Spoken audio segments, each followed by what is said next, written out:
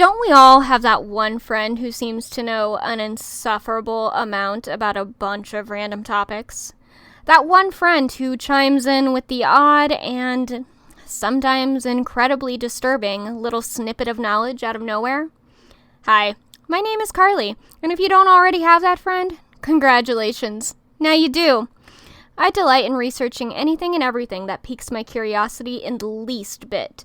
And as my husband has pointed out, we carry a mini supercomputer in our pockets every single day.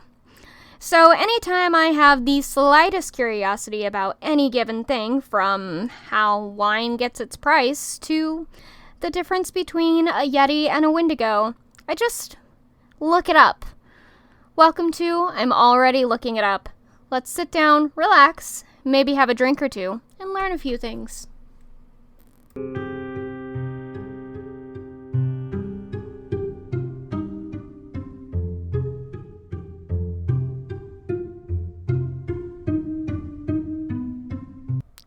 Hello. You're listening to I'm Already Looking It Up, the podcast where I, your host, research a random topic and tell you, my lovely listeners, all about it. So without further ado, let's get started. So I want to start off from the top of this podcast, just this episode in general, basically saying I'm sorry for not being caught up and staying on schedule. Holidays have been a little crazy. Everything in November was just a wild month in general, and I just needed some time to kind of re-center myself and refocus on things. So I do apologize, but that means you get bulk amounts of episodes in the next few days. So there you go. I will be trying to catch up with every topic I've been wanting to talk about for the year. Hopefully get it out and get it done before the new year, and then still have a new, fresh topic next week. So, today we're going to talk about the one thing that's probably going to help me get through all of this, which is coffee. Something near and dear to probably everyone's hearts. I have always, I've loved coffee since before I was out of high school, but I unfortunately have a congenital heart defect, so I'm actually not supposed to drink as much coffee probably as I do drink, but it's fine. But I got my own coffee here. I usually buy the IHOP brand coffee, just because I find it so good. And I am drinking the cupcake pancake ones today. So today we're going to talk about the history of coffee, just because I love to think about the origin of certain things. Like who first came up with this thought? Where did it come from, and how did it grow into what we know it to be today? So, we're gonna start with the Wikipedia article about the history of coffee, and then I have a couple of other articles, and kind of like we do on this podcast. I'm gonna kind of read through the Wikipedia one, and then we'll go through the other two and see if there's any other new information or at least maybe even that it can be verified. So we'll start with the Wikipedia article here. So the history of coffee dates back centuries in Ethiopia and Yemen. It was already known in Mecca in the 15th century. Also in the 15th century, Sufi monasteries in Yemen employed coffee as an aid to concentration during prayers. Coffee later spread to the Levant in the early 16th century. It caused some controversy on whether it was halal in Ottoman and Mamluk society. Coffee arrived in Italy the second half of the 16th century through through commercial Mediterranean trade routes, while Central and Eastern Europeans learned of coffee from the Ottomans.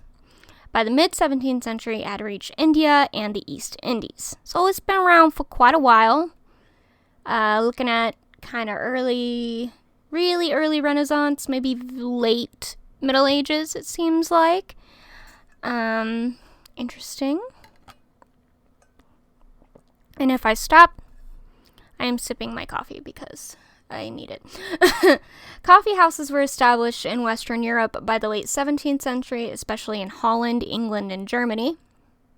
One of the earliest cultivations of coffee in the New World was when Gabriel de Clieu, Clieu, I apologize if I'm mispronouncing anything incorrectly, brought coffee seedlings to Martinique in 1720. These beans later sprouted 18,680 coffee trees, which enabled its spread to other Caribbean islands such as Saint-Domingue and also to Mexico. By 1788, Saint-Domingue supplied half of the world's coffee. Pretty cool. In 1852, Brazil became the world's largest producer of coffee and has held that status ever since.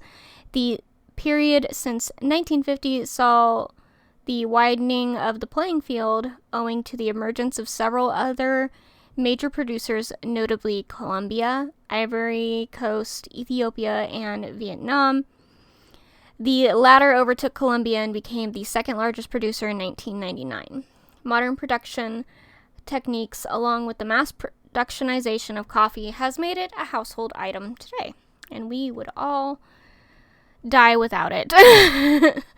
No, that's not true, but a lot of people depend on coffee or caffeine of some sort to get through their day. As like I said, today coffee is one of the world's most popular beverages with significant cultural and economic impact globally. Alright, so we got etymology. Where does the word coffee come from? The word coffee entered the English language in 1582 via the Dutch koffie, K-O-F-F-I-E, borrowed from the Ottoman Turkish kahve, which was borrowed in turn from the Arabic kahwa, Q-A-H-W-A-H, kahwa. I hope that's right. Medieval Arab lexicographers traditionally held that the etymology of kahwa meant wine, given its distinctly dark cover, and derived from the verb kahaya, which means to have no appetite. The word kahwa most likely meant the dark one, referring to the brew or the bean. Semitic languages had the root QHH, dark color, which became a natural destination for the beverage. There is no evidence that the word kahwa was named after the Ethiopian province of Kaffa, a part of where coffee originates from, Abyssinia, or the significant authority stating the opposite, or that it is traced to the Arabic kuwa for power. A different term for coffee, widespread in languages of Ethiopia, is buna, bun, bun, or buni, depending on the language. Most often, the word group has been assumed to originate from Arabic bun, B-U-N-N, meaning specifically the coffee bean, but indigenous origin in Cushitic has been proposed a possibility as well. The terms coffee pot and coffee break originated in 1705 and 1952 respectively, and the word coffee has its roots in several languages. It originated from the Arabic word kawa, which initially referred to a type of wine. The term traveled to the Ottoman Empire, where it became kahve in Turkish. From there, it entered the European languages, becoming café in Italian and café in French. The English word coffee was derived from the Dutch koffie, reflecting the beverages spread across Europe. There you go.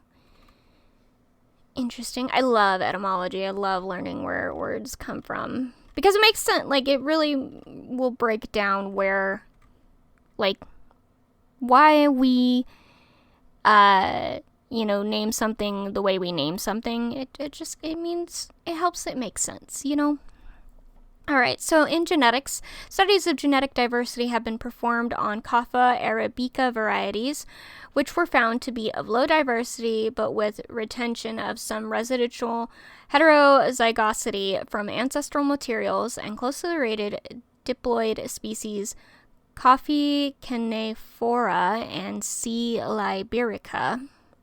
However, no direct evidence has ever been found indicating where in Africa coffee grew or who among the local people might have used it as a stimulant or known about it there earlier than the 17th century. The original domesticated coffee plant is said to have been from Harar, and the native population is thought to be derived from Ethiopia, with distinct nearby populations in Sudan and Kenya.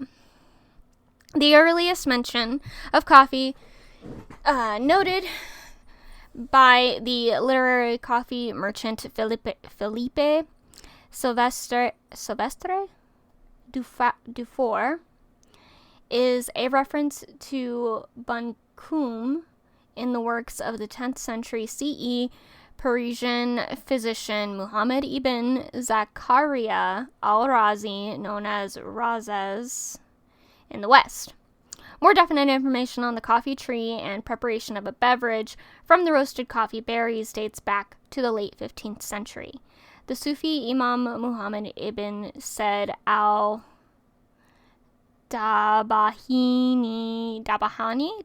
is known to have imported goods from Ethiopia to Yemen. Coffee was first exported out in Ethiopia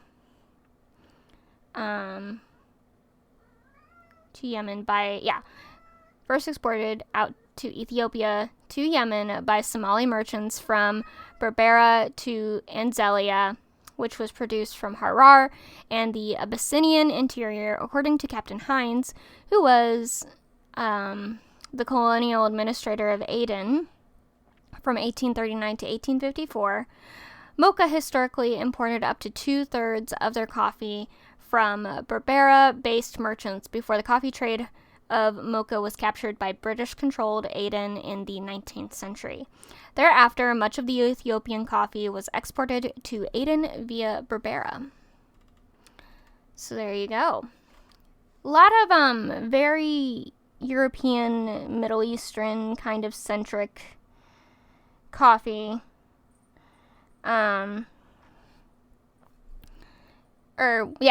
Origins of where coffee comes from, which is not surprising, though I'm kind of surprised there's not more South American origins, but it also could just be that we don't have the history and records to really know about that. I'm kind of surprised it's not older. I'm surprised that the idea of coffee as a beverage comes from the early Renaissance rather than maybe even later, but interesting. One of the most important early writers on coffee was Abd al-Qadir al-Jaziri, who in 1587 compiled a work tracing the history and legal controversies of coffee entitled Umdat al-Safwa fi Hil al-Kahwa, tracing the spread of coffee from Arabia Felix, present-day Yemen, northward to Mecca and Medina, and then two larger cities of Cairo, Damascus, Baghdad, Constantinople. He reported that one Sheikh Jamal al-Din al-Dabhani, 1470, Mufti of Aden, was the first to adopt the use of coffee. Fantastic. Circa 1454. So yeah, that early Renaissance to kind of late Middle Ages. All right. Al-Jaziri's manuscript work is of considerable interest with regard to the history of coffee in Europe as well. A copy reached the French Royal Library, where it was translated in part by Antoine Galland as De l'origine et du progrès du café. So there we go. We kind of already looked through the Middle East, so this is all kind of getting more into detail about what we've already talked about. So, let's see. This is mainly just supposed to be a breakdown. I'm already 14 to 15 minutes in, and there is a lot of pages to go, so I'm going to take a look at, see what else we got here. Some legendary accounts. There are several legendary accounts of the origin of the consumption of coffee. According to legend, ancestors of today, Caficho people in the kingdom of Kaffa were the first to recognize the energizing effect of the coffee plant. One account involves a 9th century Ethiopian goat herder, Kaldi, who, noticing the energizing effects when his flock nibbled on the bright red berries of a certain bush, chewed on the fruit himself. His exhilaration prompted him to bring the berries to a monk in a nearby monastery. But the monk disapproved of their use and threw them into the fire, from which an enticing aroma billowed, causing the other monks to come and investigate. The roasted beans were quickly raked from the embers, ground up, and dissolved in hot water, yielding the world's first cup of coffee. Since this story is not known to have appeared in writing before Rome-based Maronite Faustus Narians de Salubarima Potion Kahu Su Cafe, oh my god, Su Cafe non Cupada Discursus in 1671, 800 years after it was supposed to have taken place. It is highly likely to be apocryphal? Yeah, apocryphal. Another account involves the 13th century Moroccan Sufi mystic Gautul Akbar. Oh my god, their names are so long. Gautul Akbar Noruddin Abu al-Hasan al-Shadili. I'm really hoping I'm saying those right. When traveling in Ethiopia, the legend goes he observed birds of unusual vitality feeding on berries, and upon trying the berries, experienced the same vitality. Yet another attributes the discovery to Sheikh Abu al-Hasan Shadhili's disciple Omar, according to the ancient chronicle preserved in the Abd al-Qadir manuscript. Omar, who was known for his ability to cure the sick through prayer, was once banished from Mecca to a desert cave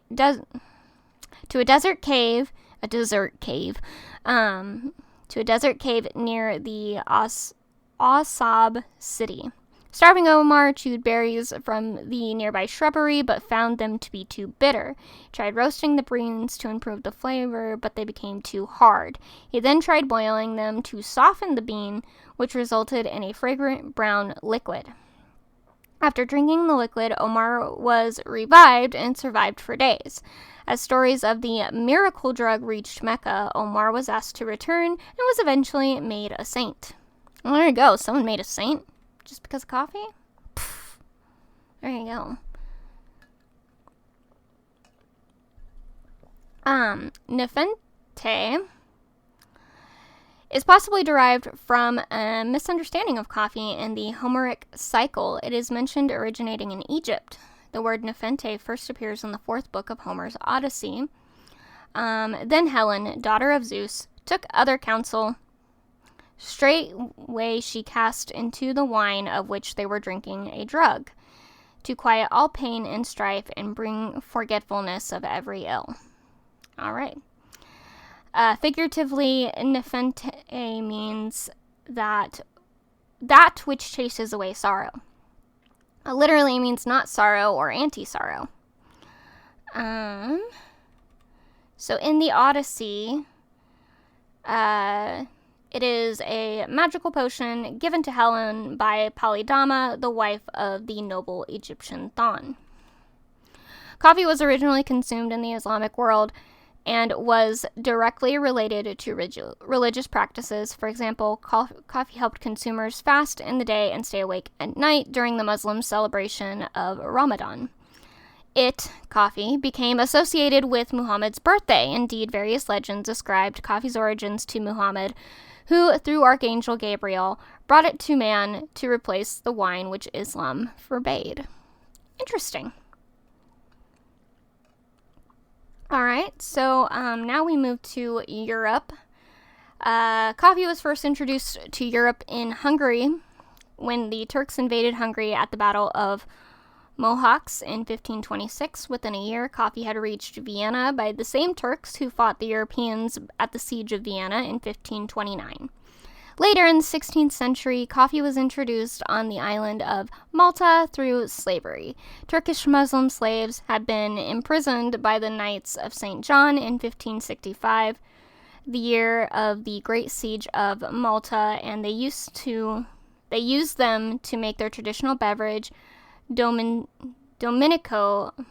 Magri mentioned in his work Virtù del Caffè, Turks' most skillful makers of this concoction. Also, the German traveler Gustav Sommerfeld in 1663 wrote the ability and industriousness with which the Turkish prisoners earned some money, especially by preparing coffee, a powder resembling snuff tobacco, with water and sugar. Coffee was a popular beverage in the Maltese high society. Many coffee shops were opened. The first mention of coffee in the European text is the Charles de la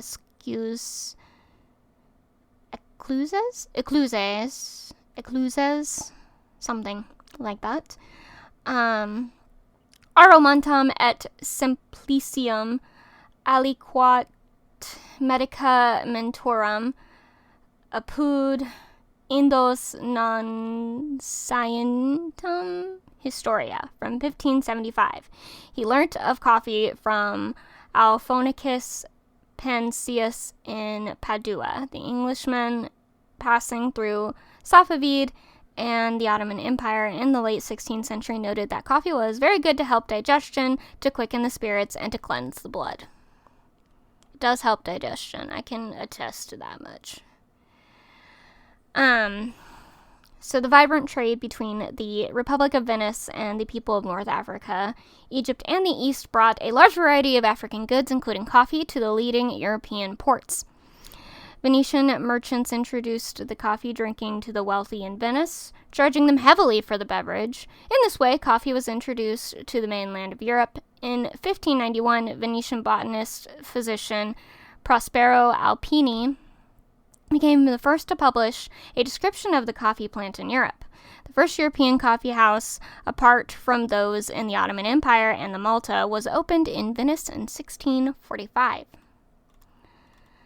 The first route of travel for coffee was through the massive sprawling Ottoman Empire that allowed transportation of goods such as coffee to make their way well into Europe, and the second route of travel from the port of Mocha in Yemen, where the East India Trading Co. bought coffee in masses and transported it back to mainland Europe.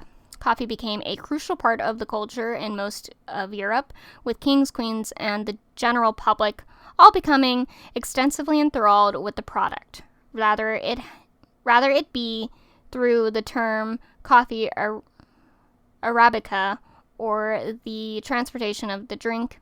The passage of the coffee into the Western world resembles that of the scientific knowledge and discoveries passed on by the Islamicate empires.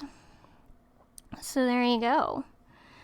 So we get, like I said, coffee is early medieval. So, let's see if we can find some fun, more interesting things. So the first coffee house in England was opened in St. Michael's Alley in Cornhill, London. The proprietor was Pasqua Rosé, the servant of Daniel Edwards, a trader in Turkish goods. Edwards imported the coffee and assisted Rosé in setting up the establishment. Coffee was also brought in through the British East India Company and the Dutch East India Company in the 17th century. Oxford's Queen Lane Coffee House, established in 1654, is still in existence today. By 1675, there were more than 3,000 coffee houses throughout England, but there were many disruptions in the progressive movement of coffee houses between 1660s and the 1670s. During the Enlightenment, these early English coffee houses became gathering places used for deep religious and political discussions among the populace, since it was a rare opportunity for sober discussion. This practice became so common and potentially subversive that Charles II made an attempt to crush coffee houses in the 1670s, which is really interesting because, you put the two together and it makes a lot of sense. Considering the only other places to really gather and discuss things would have been, bars, inns, pubs, places where you would normally drink any kind of alcohol. And since coffee is non-alcoholic, you would be having more sobering conversations at a coffee house than you would be having at any kind of bar. So that's interesting that there's that correlation there. The banning of women from coffee houses was not universal. For example, women frequented them in Germany, but it appears to have been commonplace elsewhere in Europe, including in England, of course. Why they would ban us from coffee houses, I don't know. Many in this period believed coffee to have medicinal properties. Renowned and eminent physicians often recommended coffee for medicinal purposes, and some prescribed it as a cure for nervous disorders. Don't do that. A 1661 tract entitled A Character of Coffee and Coffee Houses, written by one MP, lists some of these perceived benefits. 'Tis extolled for drying up the crudité of the stomach and for expelling fumes out of the head. Excellent berry, which can cleanse the Englishman's stomach of phlegm and expel giddiness out of his head. Which it does help. Like I said, it does kind of help with digestion sometimes. It also can really screw up your digestion sometimes, so it just depends on who you are. This new commodity proved controversial among some subjects, however. For instance, the anonymous 1674 women's petition against coffee declared the excessive use of that newfangled, abominable, heathenish liquor called coffee has unnucked our husbands and crippled more kind gallants that they are become as impotent as age. So are they saying that coffee makes so men can't make babies? Is that where we're at? Interesting. In France, Antoine Galland, 1646 to 1715, in his aforementioned translation described the Muslim association with coffee, tea, and chocolate. We are indebted to these great Arab physicians for introducing coffee to the modern world through their writings, as well as sugar, tea, and chocolate. Regarding this last, he was quite mistaken, however, as chocolate had been brought to Europe from the Americas by the Spanish. Galland reported that he was informed by Mr. Delacroix, the interpreter of King Louis XIV of France, had to read the Roman numerals, that coffee was brought to Paris by a certain Mr. Thévenot, who had traveled through the East on his return to the city in 1657. Thévenot gave some of the beans to his friends, one of whom was Delacroix. In 1669, Solomon Aga, ambassador from Sultan Mehmed the Fourth, arrived in Paris with his entourage, bringing him a large quantity of coffee beans. Not only did they provide their French and European guests with coffee to drink, but they also donated some beans to royal court between July 1669 and May 1670. The ambassador managed to firmly establish the custom of drinking coffee among Parisians. All right.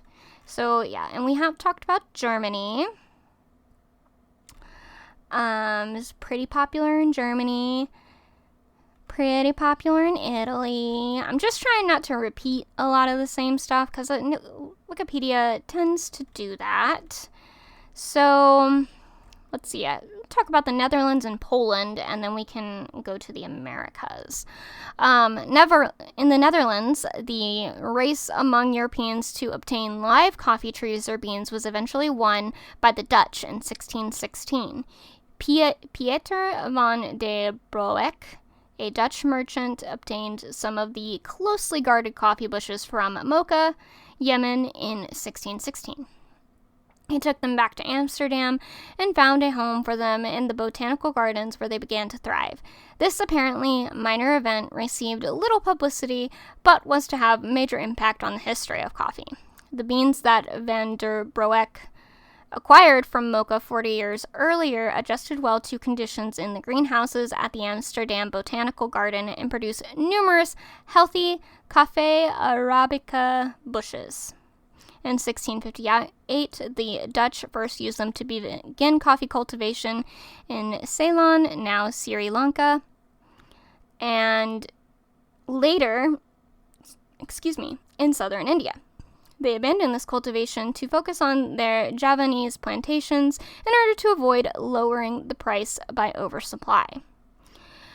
Within a few years, the Dutch colonies, Java in Asia, and Suriname in the Americas had become the main suppliers of coffee to Europe.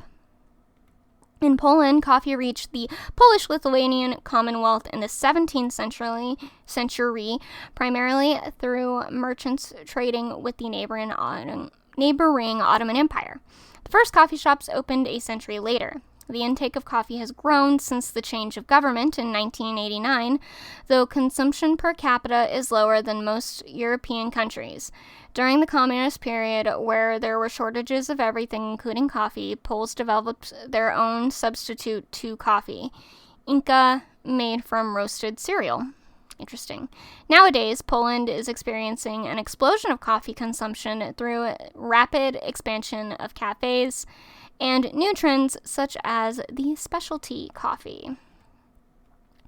All right, now in the Americas. So I would have thought that the Americas were more the origin. So we got Asia as well. Production. Don't really need to talk about the production, though that's something that could be another episode. Oh, okay. I don't have a lot more in the Wikipedia article, so we'll just go through. We'll talk about the Americas and the Asia and see how that goes. All right. Gabriel Declue brought coffee seedlings to Martinique in the Caribbean in 1720. Those sprouts flourished, and 50 years later, there were 18,680 coffee trees in Martinique, enabling the spread of coffee cultivation to Saint-Domingue or Haiti, Mexico, and other islands of the Caribbean.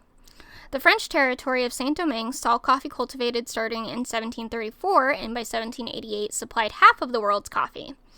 Coffee had a major influence on the geography of Latin America. The French colonial plantations relied heavily on African slave laborers. However, the dreadful conditions that the slaves worked in on coffee plantations were a factor of the soon-to-follow Haitian Revolution. The coffee industry never fully recovered from that. Coffee also found its way to the Isle of Bourbon, now known as Reunion in the Indian Ocean. The plant produced smaller beans and was deemed a different variety of Arabica known as Var Bourbon. The Santos coffee of Brazil and the Oaxaca coffee of Mexico are the progeny of the late Bourbon tree. Circa 1727, the King of Portugal sent Francisco de Palheta to French Guiana to obtain coffee seeds to become part of the coffee market. Francisco initially had difficulty obtaining these seeds, but he captivated the French governor's wife, and she sent him enough seeds to shoot to and shoots to commence the coffee industry of Brazil. However, cultivation did not gather momentum until the independence in 1822, leading to the clearing of massive tracts of the Atlantic forest, first from the vicinity of Rio and later Sao Paulo, for coffee plantations. In 1893, the coffee from Brazil was introduced into Kenya and Tanzania, not far from its place of origin in Ethiopia, 600 years prior, ending its transcontinental journey. After the Boston Tea Party in 1773, large numbers of Americans switched to drinking coffee during the American Revolution because drinking tea had become unpatriotic. Cultivation was taken up by many countries in the latter half of the 19th century, and in almost all of them, it involved the large-scale displacement and exploitation of indigenous people. Harsh conditions led to many uprisings, coups, and bloody suppressions of peasants. For example, Guatemala started producing coffee in the 1500s, but lacked the manpower to harvest the coffee beans. As a result, the Guatemalan government forced indigenous people to work in the fields. This led to strain in the indigenous and Guatemalan people's relationship that still exists today. A notable exception is Costa Rica, where a lack of ready labor prevented the formation of large farms. Smaller farms and more egalitarian conditions ameliorated unrest over the 19th and 20th centuries. In the 20th century, Latin America countries faced a possible economic collapse. Before World War II, Europe was consuming large amounts of coffee. Once the war started, Latin America lost 40% of its market and was on the verge of economic collapse. Coffee was and is a Latin American commodity. The United States saw this and talked with the Latin American countries, and as a result, the producers agreed on an equitable division of the U.S. market. The U.S. government monitored this agreement. For the period that this plan was followed, the value of coffee doubled, which greatly benefited coffee producers and the Latin American countries. Brazil became the largest producer of coffee in the world by 1852 and has held that status ever since. It dominated world production, exporting more coffee than the rest of the world combined from 1850 to 1950. From 1850 to 1950, the period since 1950 saw the widening of the playing field due to the emergence of several other major producers, notably Colombia, the Ivory Coast, Ethiopia, and most recently Vietnam, which overtook Colombia and became the second largest producer in 1999 and reached 15% of market share by 2011. Recent additions to the coffee market are lattes, frappuccinos, and other sugary coffee drinks. This has caused coffee houses to be able to use cheaper coffee beans in their coffee. So now we move on to Asia. During the cultivation, brewed coffee was reserved exclusively for the priesthood and the medical profession. Doctors would use the brew for patients experiencing a need for better digestion, and priests used it to stay alert during their long nights of studying for the church. So they were the first, crammers when it came to the coffee. That's kind of funny. Coffee came to India well before the East India Company. Coffee's introduction to India is credited to the Mughal era, particularly through a Sufi named Baba Budan. In the 17th century, the first record of coffee growing in India is following the introduction of coffee beans from Yemen. During his pilgrimage to Mecca, he planted the beans in the Chandragiri hills of Karnataka, which are now named the Baba Budan Giri in his honor. This act marked the beginning of coffee cultivation in India, extending south to Kodagu. In India, the word for coffee is kapi, K-A-A-P-I, in several South Indian languages such as Tamil, Telugu, and Kannada. Coffee production in India is dominated in the hill tracts of South Indian states, with the state of Karnataka accounting 53%, followed by Kerala 28%, and Tamil Nadu 11%, and production of 8,200 tons. Indian coffee is said to be the finest coffee grown in the shade rather than direct sunlight anywhere in the world. There are approximately 250,000 coffee growers in India. 98% of them are small growers. As of 2009, the production of coffee in India was only 4.5% of the total production in the world. Almost 80% of the country's coffee production is exported. Of that which is exported, 70% is bound for Germany, Russian Federation, Spain, Belgium, Slovenia, United States, Japan, Greece, Netherlands, and France. And Italy accounts for 29% of the exports. Most of the export is shipped through the Suez Canal. Coffee is grown in 3 regions in India, as mentioned, forming the traditional coffee growing region of South India, followed by the new areas developed in the non-traditional areas of Andhra Pradesh and Orissa in the eastern coast of the country, and with a third region comprising the states of Assam, Manipur, Meghalaya, Mizoram, Tripura, Nagaland, and Arunachal Pradesh of northeastern India. I promise you I am trying my best with these names. Popularly known as Seven Sister States of India. Indian coffee, grown mostly in southern India under monsoon rainfall conditions, is also termed as Indian monsoon coffee. Its flavor is defined as the best Indian coffee reaches the flavor characteristics of Pacific coffees, but at its worst, it is simply bland and uninspiring. The 2 well-known species of coffee grown in the Arabica and Robusta. The first variety that was introduced in the Baba Budan Giri Hill ranges of Karnataka in the 17th century was marked over the years under the brand names of Kent and S.795. Coffee is served as a distinctive drink-style filter coffee across southern India. In Japan, coffee was introduced to Japan by the Dutch in the 17th century, but remained a curiosity until the lifting trade restrictions in 1858. The first European-style coffee house opened in Tokyo in 1888 and closed 4 years later.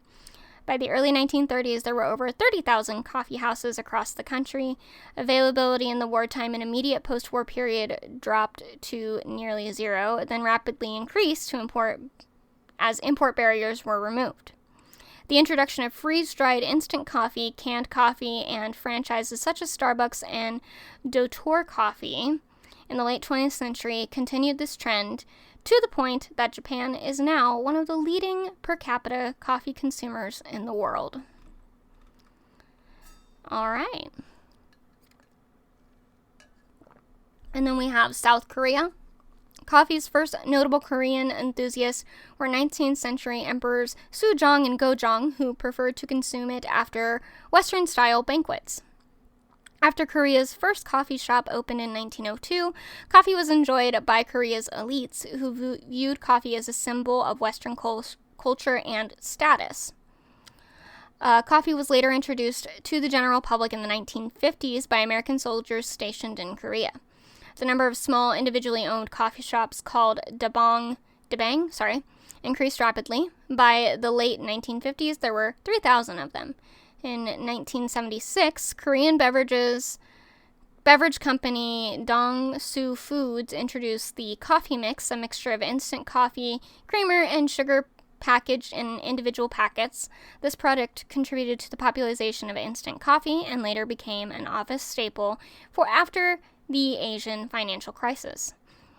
By the 1980s, instant coffee and canned coffee had become fairly popular, with a more minor tradition of independently owned coffee houses in large cities. Toward the end of the century, the growth of franchises such as Cafe Bene and Starbucks brought about a greater demand for European-style coffee and led to the decline of dabangs. And in Indonesia, coffee was first introduced by the Dutch during colonization in the late 17th century. After several years, coffee was planted on Indonesia archipelago. Many coffee specialties are from the Indonesian archipelago. The colloquial name for coffee, Java, comes from the time when most of Europe and America's coffee was grown in Java. Today, Indonesia is one of the largest coffee producers in the world, mainly for export. However, coffee is enjoyed in various ways around the archipelago. For example, the traditional kopi tubruk. Very interesting. So, looking at the Philippines and so it looks like, it's kind of interesting because it looks as though, reading this, coffee is pretty popular just all over the world. There are places where it grows everywhere, which is pretty cool. I mean, it's kind of, interesting because, again, I think, in my head, when I think of coffee and where it grows, I think mainly of South America. Not that I necessarily only drink, South American coffee or anything. I drink all kinds of different coffee. But, it's just, I don't know, that's where my head goes. But yeah, Ethiopia is where it kind of originated, and it just sort of spread, which is kind of crazy. Alright. So, this other part of the Wikipedia article mainly talks about the production, which we can maybe move on and talk a bit. See if there's some interesting, more fun facts these last 15 minutes or so. Ethiopian, Arabian Peninsula, coffee comes to Europe, the New World, plantations around the world, coming to the Americas. Okay. So instead, I think all of those articles I had pulled up basically kind of say the same thing. So we're going to look up some fun coffee facts. Alright. So let's take a look. First of all, we'll start with what AI has to say, because I always find it interesting what it comes up with. Here's some fun facts about coffee. Coffee is a fruit. Coffee beans are actually the pits of a berry that grows on a coffee bush. Brazil produces the most coffee, which we've learned through reading the history. Brazil's climate is ideal for growing coffee, and the country dedicates more than 2 million hectares of land to coffee plants. Hectares. Okay. Decaf coffee still contains caffeine.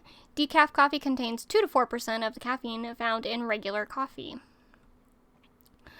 Coffee was once banned. In the 18th century, governments tried to ban coffee because they thought it could encourage radical thinking. Yes, we did talk about that. In 1746, Sweden banned coffee and anything related to it, including cups and saucers. Huh. Well, that's stupid. Goats, according to Ethiopian legend, are the ones who discovered coffee, which again is something we read about in the 9th century. Kaldi noticed his goats became more energetic after eating red berries, so he tried them himself and felt a burst of energy. Coffee beans aren't beans. They are actually seeds that sit at the center of the coffee cherry, which, again, mentioned they are a type of fruit similar to the pit of a peach or plum. Coffee helped Olympic athletes. In 1932, Brazil couldn't afford to send its athletes to the Olympics in Los Angeles, so the government sold coffee on the ship to finance their trip. Alright, fair enough. Killing 2 birds with 1 stone. Yeah. Let's see, this one has, I think, something kind of interesting. Here we go. Beethoven loved coffee. This may surprise you, but infamous composer Beethoven loved coffee. He was apparently quite obsessive about it, using precisely 60 beans per cup, and would spend time counting out each and every bean. Jeez, okay. Finland consumes the most coffee in the world when, on average, they drink 12 kilograms per person per year, which works out around an impressive 1,680 cups each year. Now, how's that for a coffee fact? Okay. Coffee wasn't always enjoyed with breakfast. Despite coffee being known as one of the most popular drinks to have with breakfast, followed by tea, prior to the 18th century, beer was actually enjoyed with the first meal of the day. Interesting. Coffee wasn't always for drinking. Before coffee was discovered to be a delicious beverage, it was actually a food. East African tribes would grind the berries and mix them with animal fat to eat. Interesting. There are two different types of coffee bean. Two types of coffee bean are used for drinking, Robusta and Arabica. Arabica has lower acidity and a smoother taste, whereas Robusta is more acidic and bitter. Decaf coffee doesn't mean no caffeine. For a coffee to be classified as decaf, it needs to have less than 0.3% of caffeine. The decaffeination process helps to create our favorite fizzy drinks. Once caffeine has been removed for decaf coffee, the caffeine will usually be sold to fizzy drink or pharmaceutical companies. Interesting. Nescafe is the company that produced the first instant coffee. Let's see. The story goes all the way back to 1929 when Brazil were looking for a solution to help with coffee surplus in the country, which after years of careful research led to the development of the Nescafe brand. So there you go. Britain loves coffee. When it's thought to be a fact that Britons adore their tea, it may shock you to learn that the UK alone drinks around 95 million cups of coffee per day. The most expensive coffee in the world costs $600 per pound. Kopi Luwak is the most expensive coffee in the world, and as of 2019, it costs $600 per pound. Native to Indonesia, the coffee is roasted after being eaten, digested, and expelled by the palm civet. It's said that they only eat the very best, sweetest, and freshest coffee cherries, and when ingested, it's naturally fermented, giving it a distinctive flavor. I don't know if I'd ever try that. Maybe. I guess it doesn't really matter how it comes from. Coffee's nearly been banned a few times. So we mentioned in the 18th century, governments tried to ban it because it helped stimulate radical thinking. In Sweden, coffee was actually banned because it was thought to stimulate radical thinking. But the ban was released in 1746. It was banned in 1746, and it was actually banned for a while. The largest cup of coffee in the world was 22,739.14 liters. The brew made in Colombia on the 15th of June 29th took 50 people more than a month to make. It currently holds the Guinness World Record. There you go. That's some more fun coffee facts. Let's see. Maybe I can combine a few more here. Oh, not what I wanted. Go away. It pulled up a order form. It's not what I wanted. Okay. Drinking coffee may be linked to preventing illnesses. Research from Harvard Medical shows that drinking coffee may have connections to preventing illnesses such as high blood pressure, type 2 diabetes, Parkinson's disease, and liver cancer. Coffee has been banned many times throughout history. We already did that. Let's see. Adding creamer to your coffee will keep your drink warm for a longer period. According to modernist cuisine, lightening the color of your coffee and cooling it down with creamer will actually keep it warmer for longer than black coffee. The webcam was invented because of coffee. In 1991, Cambridge University scientists were tired of constantly approaching an empty coffee pot, so they invented the webcam to keep an eye on the amount of coffee available. That feels correct. Goats were allegedly the first ones to discover coffee, and musician Bach wrote a song about his love for coffee called the Coffee Cantata. So there you go. Yeah. So yeah, not anything, all too surprising in the history of coffee. Kind of comes from, it's just everywhere. It's crazy. I like that though. I like that it's kind of a very universal thing. I know not everyone likes coffee. I drink my coffee black. And every time I tell people that, they're like, ew, that's disgusting. But it's what I feel helps the most. So, anyway, but yeah, that's all I really have for you. So I think that's where we're going to leave it for today. Thank you for taking the time to listen. And if you enjoyed the show, please like, subscribe, share. It all really helps me out. Yeah, thanks again. I'll see you next time.